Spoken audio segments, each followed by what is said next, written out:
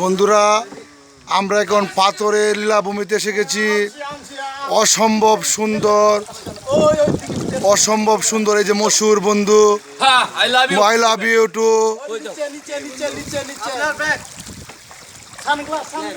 এই যে আমরা এখন পাথরের লীলাভূমিতে এসে গেছি। অসম্ভব সৌন্দর্যের ভরপুর এই শাঙ্কু নদী। এই যে একটি আমাদের মশুর বন্ধু।